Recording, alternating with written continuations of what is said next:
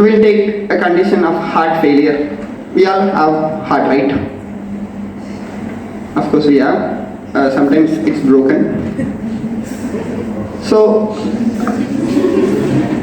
yeah. So what happens if the heart is broken? We all go into naturalmost stage, right? Don't hurt, don't get hurt. So it'll be like, we won't give love, we won't receive love. Same happens in heart failure. No, I'm just correlating. So same happens in heart failure. The heart cannot receive the blood. It cannot dilate. Another thing is, it cannot contract also. So it cannot give out blood, right? Same happens. So what happens in heart failure? That's a condition called paroxysmal nocturnal dyspnea. Whenever the patient of heart failure goes around, he goes around to sleep at 11 o'clock, 12 o'clock, right? Whatever, let it be. He goes and sleeps. What happens? I'll give an example. Imagine this is the patient, right? The patient is this is the patient. Imagine the water as the blood. The patient of heart failure is going to walk throughout the daytime. He's not going to lie down. So, a patient of heart failure now goes and lies down. What happens? Normally, while he is walking, all the blood gets pulled up in the lower part of the body, right? What happens when the patient again lies down is due to gravity it was down. While he is lying down, all the blood is going to go up, right? The venous return is going to increase. But the heart cannot pump it out, right? In case of right heart failure, it cannot pump it out. Left heart failure, whatever let it be. So all the blood is going to stay in the pulmonary, like it's going to cause pulmonary congestion, which in turn is going to cause pulmonary edema, right? So what happens? The patient feels like he's drowning, like his lungs is full of water, but he cannot throw it out.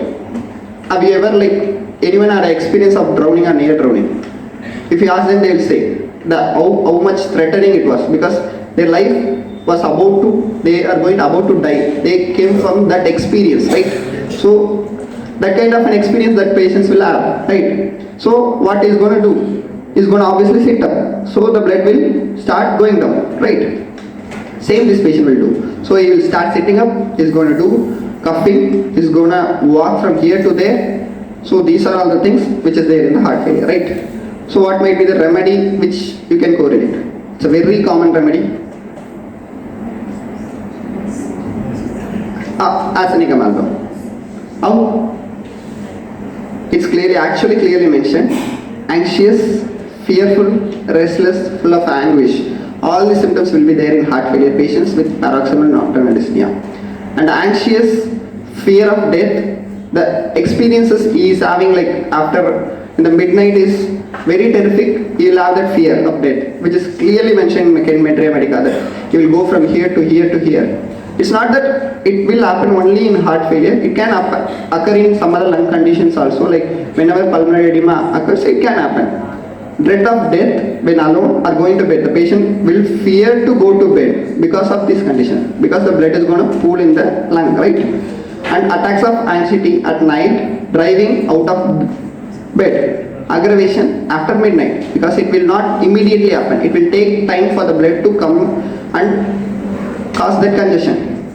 So other symptoms, these are all the symptoms written in Allen's keynote. Breathing, asthmatic, must sit or bend forward. That's why the symptom of arsenic amalgam comes.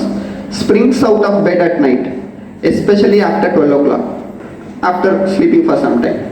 Unable to lie down from the fear of suffocation. Obviously, when the lungs are full of fluid, he cannot breathe in or breathe out, so he will have that fear of suffocations, right?